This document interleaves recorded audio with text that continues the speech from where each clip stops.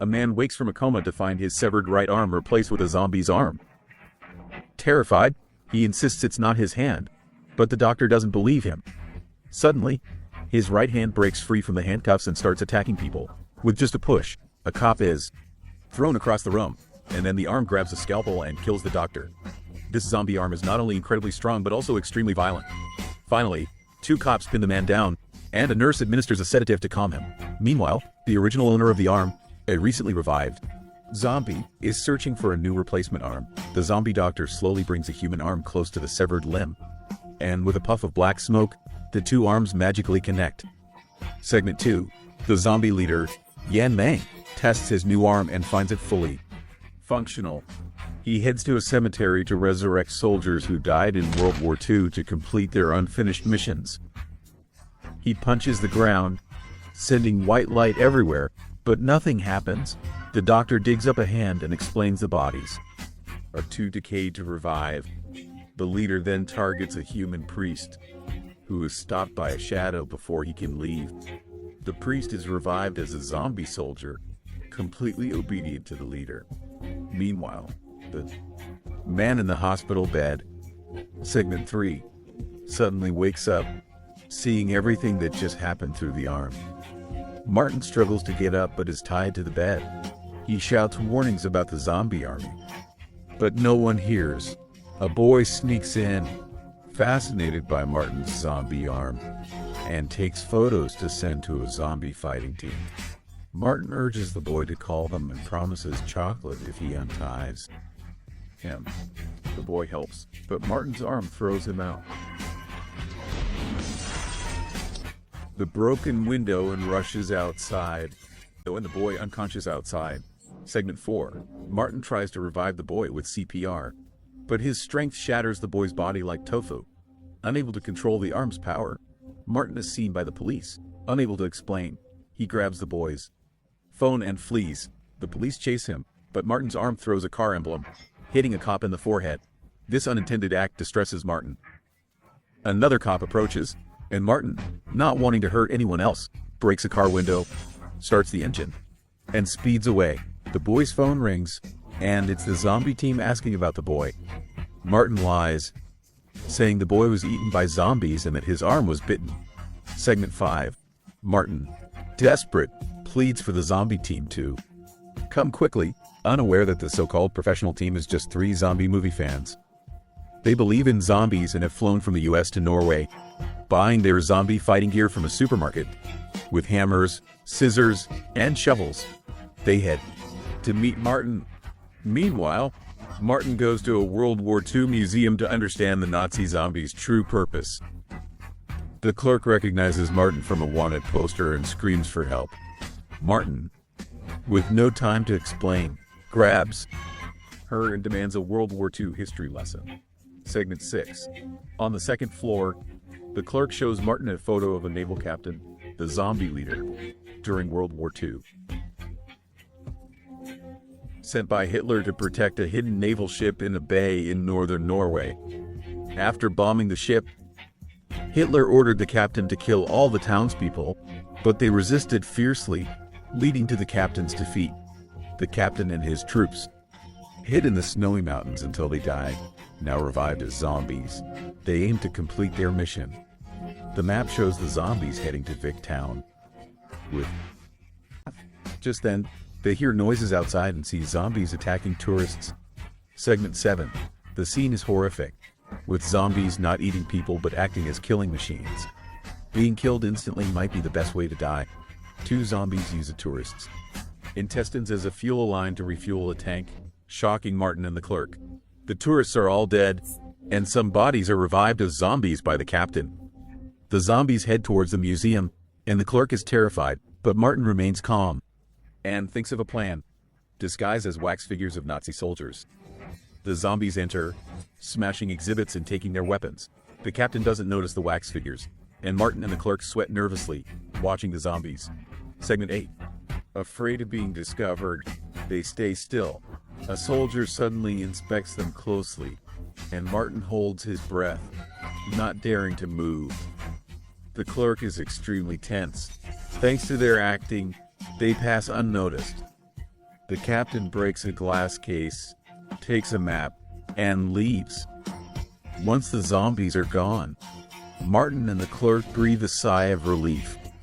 Outside, the zombie army has vanished, leaving bodies behind. Some zombies attack, but Martin, now able to control his arm, easily defeats them. Segment 9. Martin feels deep sorrow for the dead tourists. Segment 10. He wants to let them rest in peace, but accidentally unlocks another ability of his arm. Segment 11. With a twitch, the bodies come back to life. Segment 12. Martin realizes he has the same power as the captain. Segment 13. The revived zombies don't attack them. Segment 14. Martin and the clerk are startled. Segment 15. Instinctively, Martin punches, killing the zombie again. Segment 16. Realizing his arm's power, Martin places his hand on the corpse's face again. Segment 17. Zombie once more. The body turns into 18. Before they can react, an axe flies in, killing the zombie. Segment 19. It's the zombie team. Segment 20. It's their first time seeing a real zombie. Segment 21. Daniel, the leader, excitedly takes a photo with the corpse. Segment 22. Their experience makes Martin the professional zombie team. Though disappointed, Martin knows the situation is dire, and having help is better than none. So, Martin demonstrates his ability to revive zombies in front of the team. Seeing this, Daniel thinks of a way to defeat the Nazi zombies. Using Martin's power, they can create a powerful zombie army. On the way, Daniel. He once captured Soviet soldiers and killed them all. Their bodies are buried in the nearby frozen mountains. Their bodies are well preserved. If Martin can revive them, they can use this angry undead army against the Nazi zombies. They act immediately. To prevent more civilian casualties, they split into two groups. Martin and Daniel go to revive the bodies, while the three women try to delay the Nazi zombies. Meanwhile, the zombie army drives a tiger tank to the next village. Three boys watch the approaching tank, stunned, and are crushed before they can react. A couple in the bathroom is interrupted by soldiers who smash them with tools. A woman is thrown out the window and crushed by the tank. Someone tries to escape but is blown up by the tank. The village is quickly massacred. When the three arrive, the zombie army is moving to the next target. Their numbers have grown as the captain revives more bodies. This can't continue. They decide to use the clerk as bait to lure the zombies. The other two hide and prepare to ambush, delaying as much as possible. Though scared, the clerk thinks of her boyfriend in the next village.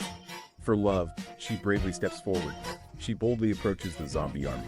The captain orders the soldiers to stop. He wants to see who dares to block his path.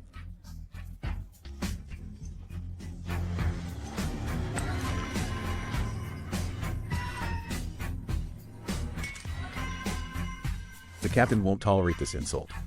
Seeing her act tough and trying to run, he orders half the army to chase her. The clerk runs for her life. Luckily, the swamp slows the zombies. Seeing the opportunity, they throws bombs at the zombies. Segment 56. The burning fuses distract the zombies, but some still chase Xiaomei. Segment 57. The team keeps bombing, killing many zombies. Segment 58. They eliminate the pursuing zombies. Segment 59. But then the tiger tank targets them. Segment 60. They realize the danger and run. Bombs exploded nearby, engulfing the three in smoke. The colonel used binoculars to check the situation, not seeing the three, assuming they were dead. So, he changed direction and continued forward. Meanwhile, Martin was still rushing on. Unexpectedly, while driving, his underling suddenly felt unwell. Oh my gosh, he got carsick and vomited all over the car. Not only that, he even ate his vomit back. The two were disgusted the whole way, but finally reached their destination by night. Soviet soldiers' bodies were buried in the land before them, but Martin didn't know what to do. If they dug up the bodies one by one, it would take at least 10 days to half a month. Just as he was unsure, his arm unconsciously clenched into a fist. Martin suddenly understood something and struck the ground hard. Like lightning, after the flash, the ground shook, and soldiers dead for decades were revived as bloodthirsty zombies. Seeing this terrifying scene, the zombie underling was terrified, clinging to Daniel for comfort. The last zombie officer to appear was even more imposing. He stood still before Martin, pledging loyalty, just like the zombie army led by the colonel, fully obeying Martin's commands. The next day, the Nazi army, after passing several villages, reached their final target, Wicktown. However, upon entering the town, ready to wreak havoc, they were blocked by two people. Facing the zombie army, Martin confidently stated the colonel would fail again and should just go back underground, because the town's residents had already been evacuated. But the colonel just smirked. The adjutant beside him couldn't help but laugh. The zombie soldiers laughed heartily, as if saying, "What can you three losers change?" But Martin calmly revealed his powerful arm. Seeing this, the colonel's face darkened, realizing his arm was on Martin. The new arm, though usable, was far weaker. Martin told the colonel the situation was dire, and it was about who had more followers. As soon as he finished, the zombie officer led the main force in a grand entrance.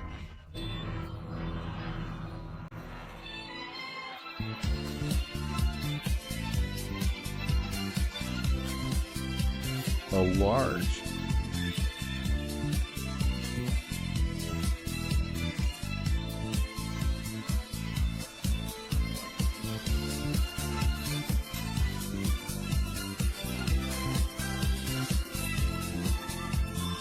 army into battle.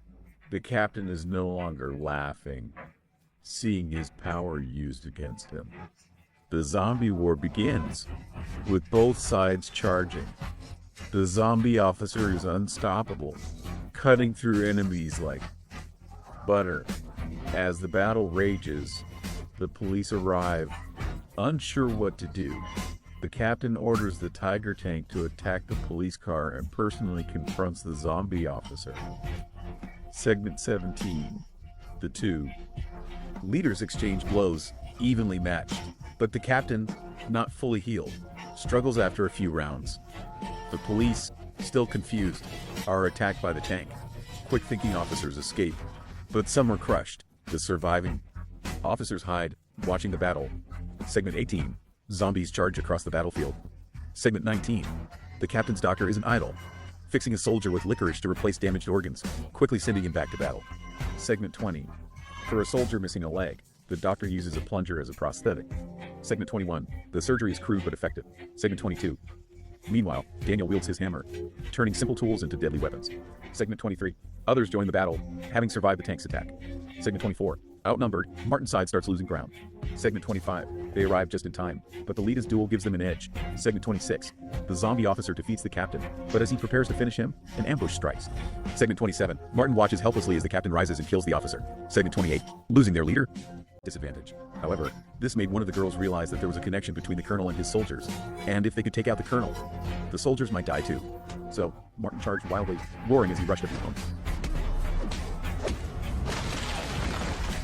Although Martin had the powerful Kirin arm, his body was still flesh, and he was no match for the colonel. After a few rounds, he was defeated. At the critical moment, Daniel infiltrated the tank and took out the driver inside. The out-of-control Tiger tank charged at them, unexpectedly giving Martin a second chance at life. The two kept battling above, with Martin taking the chance to overpower the colonel. The tank slowly left the battlefield. Daniel's sword clashed, and he quickly hit the brakes, tossing Martin away. The colonel was unaffected. By now, Martin was worn out, and the zombie squad was in trouble. The colonel aimed to end the fight, not knowing a tank was targeting him from behind. As expected, when the colonel fell, his soldiers dropped like disconnected links. Amazingly, they won the final victory in the dire situation. This made Martin see the zombie squad differently. With the crisis over, they went their separate ways. Once calm returned, the police finally came to clean up. Martin had already driven off in style. He had one important task, to use the Kirin arm's power to revive his dead girlfriend. Then, the car was seen rhythmically shaking. I must say, this is true love.